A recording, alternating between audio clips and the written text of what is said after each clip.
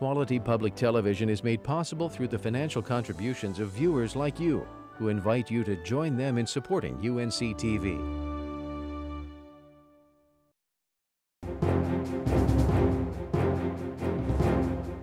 Governor Pat McCrory releases his 2013 budget plan. Senate Republicans want a new lease on Dorothea Dix and a new 3 strikes you're out approach to fighting drunk driving. Hello, I'm Kelly McCullum. Thanks for watching Legislative Week in Review. Our top story, Governor Pat McCrory released his first budget this week. It proposes $20.6 billion in state spending, anticipates lower federal money coming in to help the state, and boost state reserves just in case.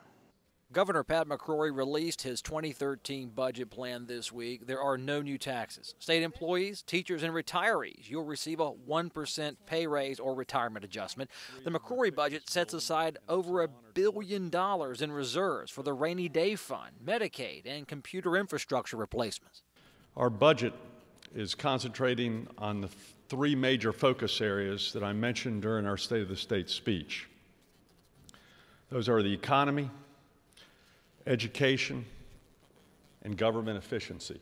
The McCrory budget plan would not authorize new bond debt. It ends the state estate tax and holds all state taxes at current levels. We are not recommending an income tax increase, a sales tax increase, a gas increase, those things that will impact families across North Carolina, because we want them to have as much disposable income in their hands to help build the economy and pay for their child's education and pay for their mortgages and rents and groceries. This budget bill is independent of any tax overhaul legislation, which the governor's team expects would be revenue neutral. The McCrory administration also expects state economic growth to be about 3.6% over the next 2 years. And my gosh, I hope our projected growth rate is too conservative and it busts that ceiling, because we would all benefit then. But we are being conservative in the projected growth rate. The McCrory budget would restore pre-K and early education funding with a $50 million 2-year investment. It calls for hiring more certified teachers in elementary grades while reducing the numbers of elementary grade teacher assistants. We wanted to change the debate away from just the budget and education into new policies. And we will be introducing and recommending new policies even within this budget. But even after this budget is introduced, we will be recommending new education policy for the state of North Carolina. Community college funding would decrease to match lower student enrollment, but the system would receive a financial boost for its programs that directly affect job training. Feedback that we receive from the community colleges is that we need the capital investment to buy the equipment necessary to teach our students the tools and acumen to learn how to work in a manufacturing plant or a biotech center. The governor's university budget proposes higher out-of-state tuition rates and gives university system leaders the flexibility, but the mandate to cut over $150 million over the next 2 years. In-state tuition is off limits for any increase. One of the biggest feedbacks that we hear from students is they're acquiring more and more debt. And therefore, we think it would be wrong to increase student tuition for in-state students this year. The governor's budget is a blueprint for state legislators. An official bill comes from the General Assembly, and lawmakers have the weekend to digest the McCrory plan. Art Pope is the state budget director crafting this budget under Governor McCrory's leadership. Well, Mr. Pope, first question we talked about off camera is, previous budgets, we worried about the $20 billion state operating fund. Now you're expanding this into $50 billion to include federal money. Why do that this time? Most people don't realize that the state budget is $50 billion a year. Most of the focus and discussions on the $20 billion state funds, which is called the general fund budget. But federal funding is very volatile, especially with the expected effects of sequestration. And as the federal government does try and reduce its spending, believe me, some of the first things they're going to cut is money that goes to the states. You set aside lots of reserve funds. I think it totals over $1 billion for the next 2 years. Will you treat that as an expense in the budget to protect those reserves at all costs, or will the reserves going into the reserve funds be a cushion against maybe not meeting economic growth, having a disaster, or some other calamity? The reserve funds are badly needed and should be protected. When the state's gone through hard budget times, it spent down what's called its rainy day fund. It deferred needed repairs and renovations while it tried to protect the operating budget. But now that we're in a modest recovery with a modest increase in income, we need to rebuild the rainy day fund for the next time there's an economic downturn or a major hurricane like Floyd in our past or Sandy up in the Northeast. But likewise, one of those reserves is for repair and renovations. We're putting more money to repair existing buildings than we've had since 2008. Those are getting to be critical repairs. We don't fix them now, it's going to cost more tomorrow, but also it could actually hurt people. We had a fire in one of our administration buildings the very first day of the McCrory administration. The state cannot afford to do that. It's time to address those needed repairs and renovations, not put it off again until tomorrow. Well, they can hit you on all kinds of things in that budget. There's a million line items in there, but the ones the kitchen table folks talk about school teachers. You were in a meeting earlier this week with the Appropriations Committee, and they were saying, what are you doing with teachers? Will there be more certified teachers and less teachers assistants? How do you do that in the elementary grades? We increased, the governor's budget increases the number of certified full-time teachers by 1,800, 900 in the first year of the budget and an additional 900 in the second year for a total of 1,800. That's a priority, classroom teachers. The other item referred to, those are not teachers, those are assistants in the classroom.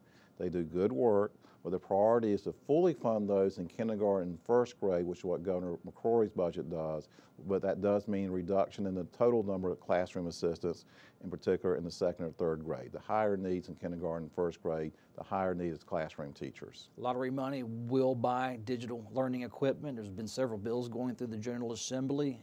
Priority to take lottery and shift it over? There's a debate between the Senate and the House here about how to pay for that. It's partly excess funding in the lottery and it's partly shifting, but yes, that is a high priority. Take advantage of digital learning, especially this proposal the governor has is focused on reading tablets for those children who do not have it, do not afford it, but need it, especially in the elementary third grade level. So to utilize the advantages of digital learning, the cost savings in that, yes, that is a high priority. Medicaid.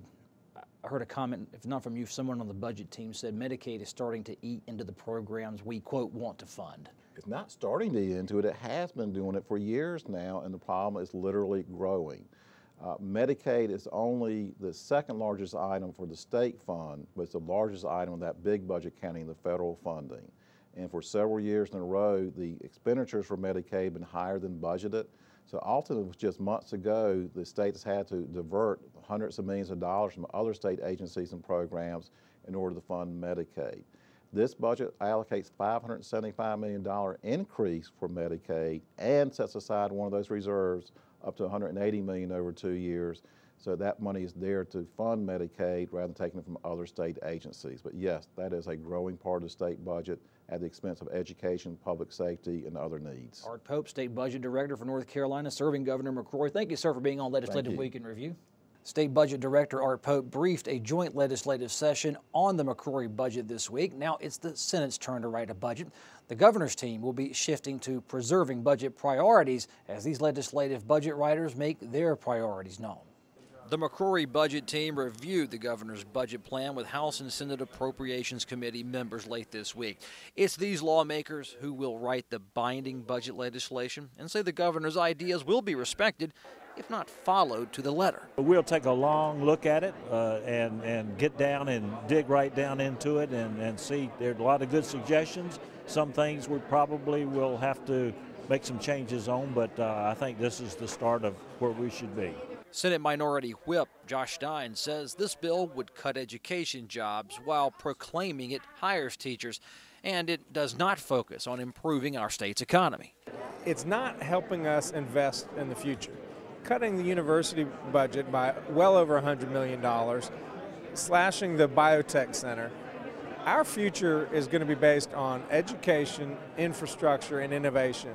And we have to strengthen those sectors, not underfund them. And so I am concerned about his priorities. Senate Republicans hold a different view. They say the McCrory budget plan confirms the vision outlined by then gubernatorial candidate Pat McCrory. Looking at the budget, they had to make some real choices with, given the economic situation we're in currently with the recession. And Governor McCrory his budget is right in line with what he campaigned on. Bladen County Representative William Brisson was a crossover Democratic vote when the House overrode Governor Bev Perdue's budget veto 2 years ago. He says this opening budget proposal from the governor's office is not what he expected. A lot of folks like it, but there's certainly got to be some adjustments, particularly in the rural areas where there are prison camps and things going on. A little disappointed in what we moved forward with education, the way he promoted it in his campaign and all, and I don't think he's moved fairly to what he's promised people. The governor suggests the state operate with $20.6 billion in state revenue, slightly higher than the previous budget in terms of state dollars. Legislative leaders have said earlier this session they could envision a budget funded lower than the 2011-2013 budget plans.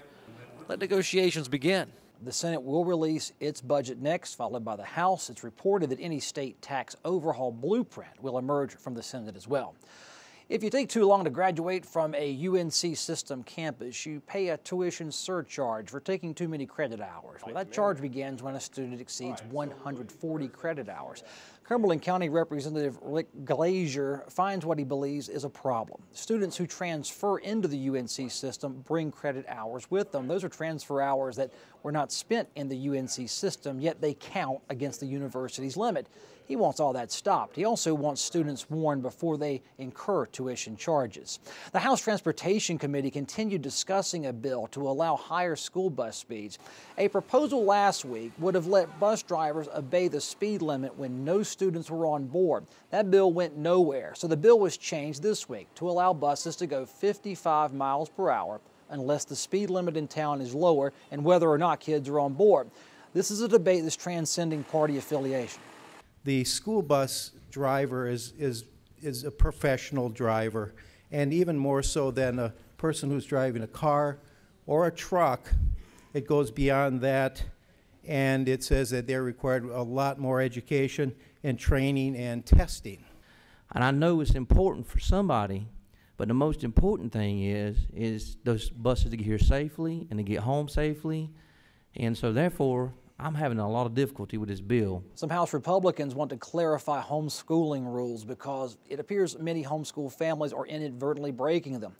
It appears homeschool parents have brought in outside educators for subjects they are not prepared to teach their own children. This creates a legal gray area because parents or guardians are supposed to be the teachers by law.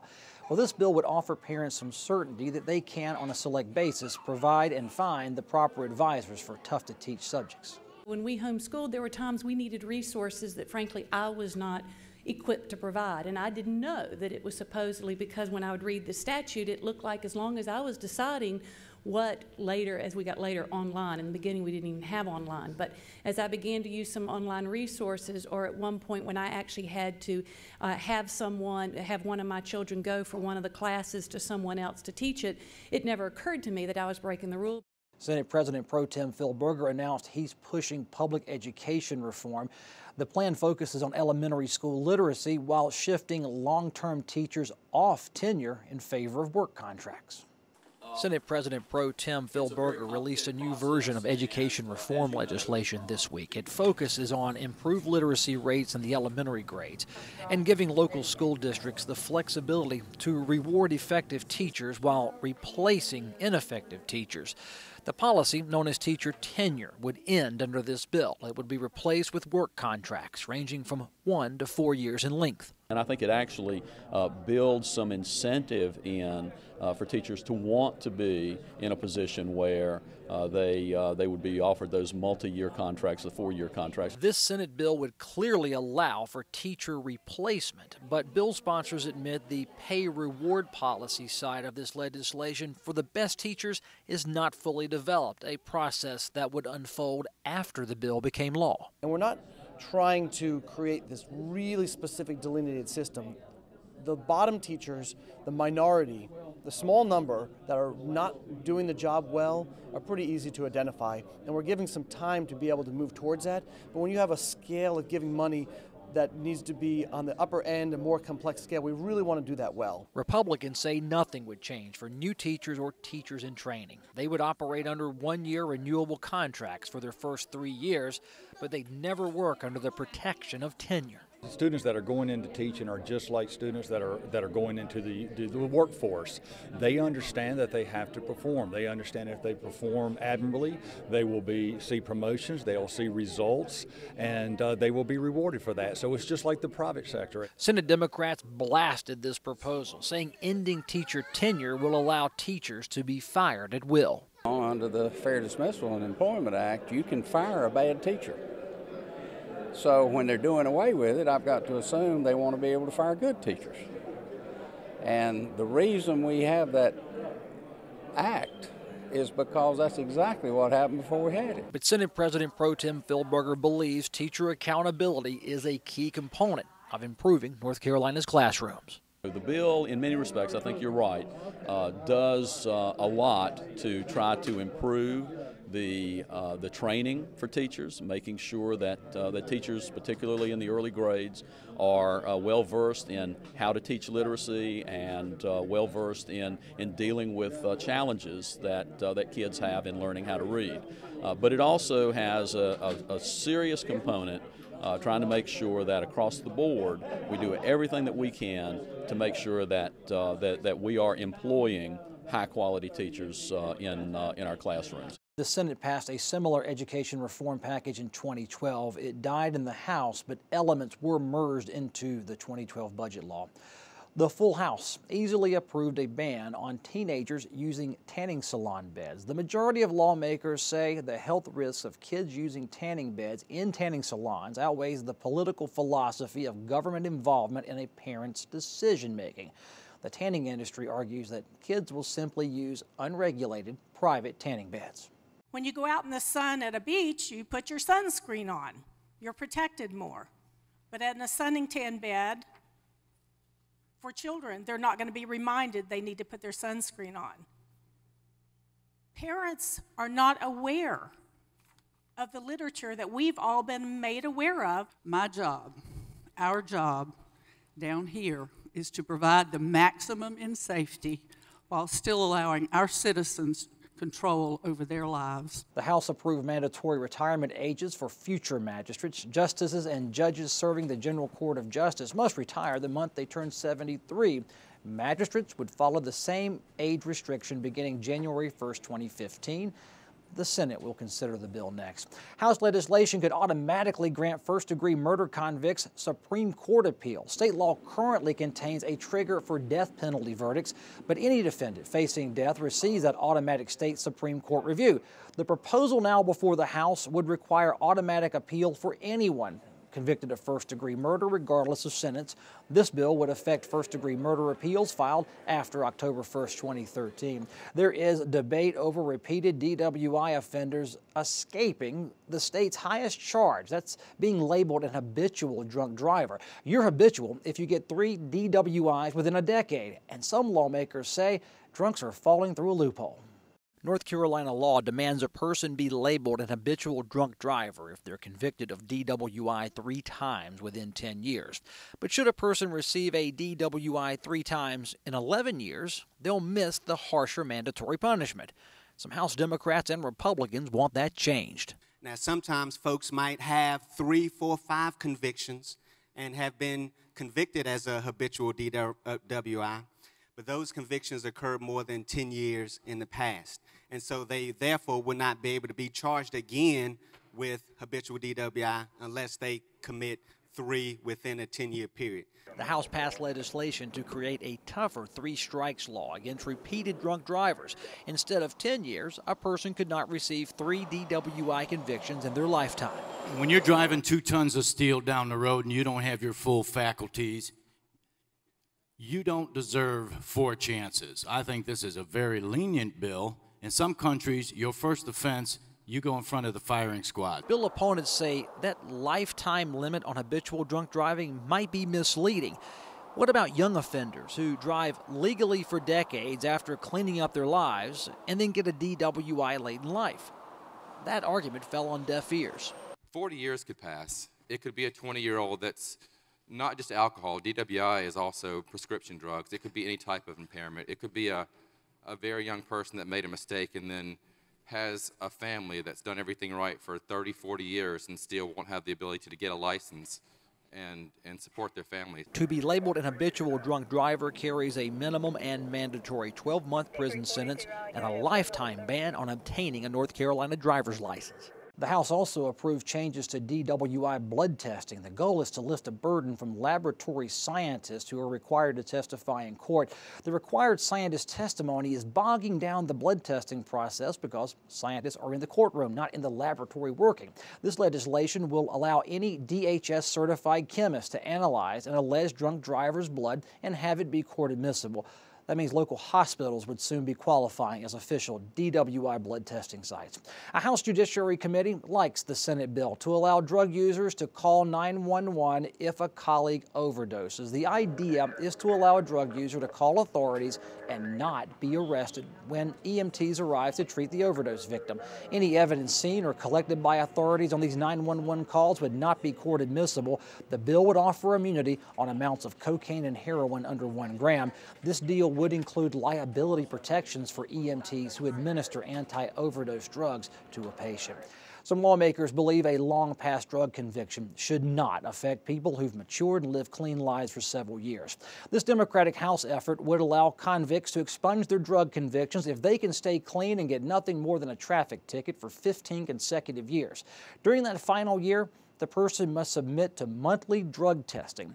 Then the court would review those test results and hear from 2 witnesses that can vouch for the former convict's clean lifestyle.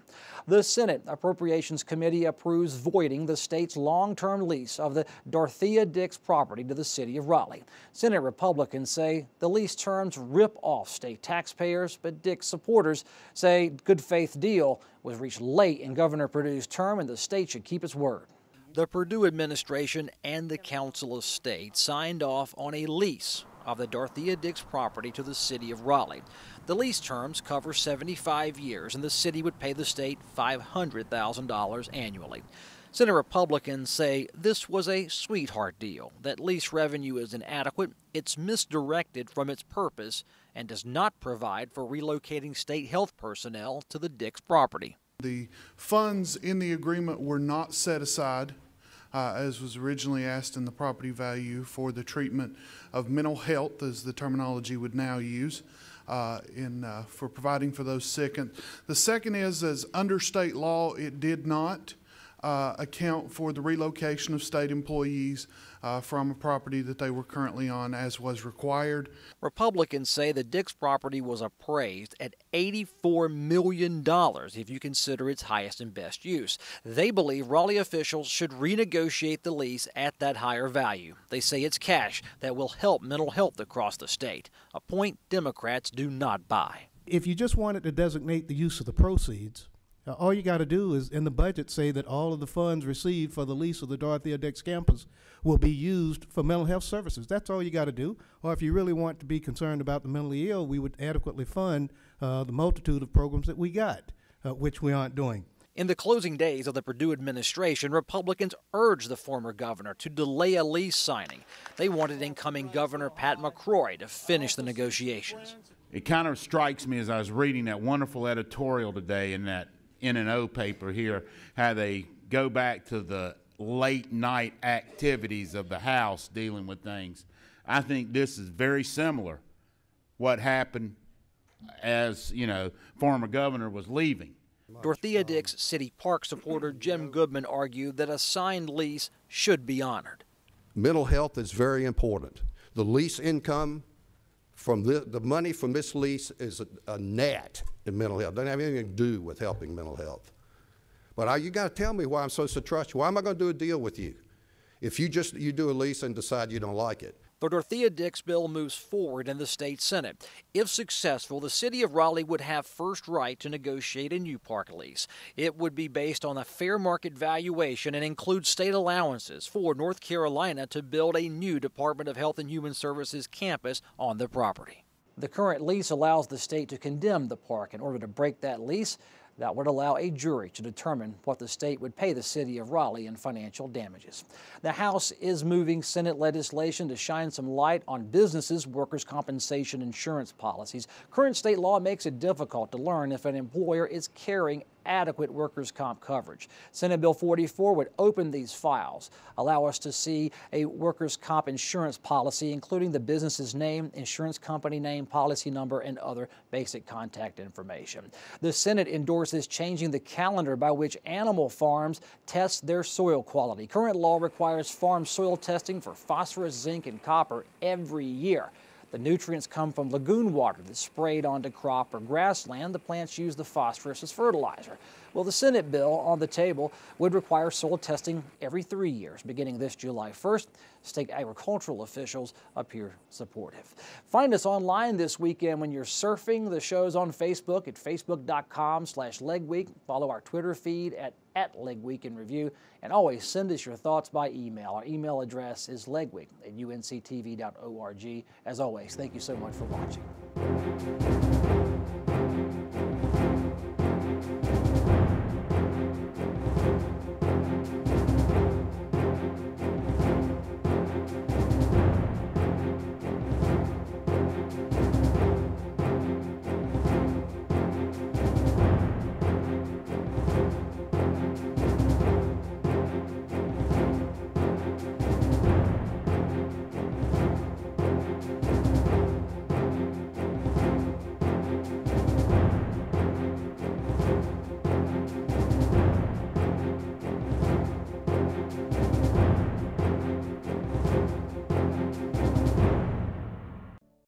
Quality public television is made possible through the financial contributions of viewers like you, who invite you to join them in supporting UNC-TV.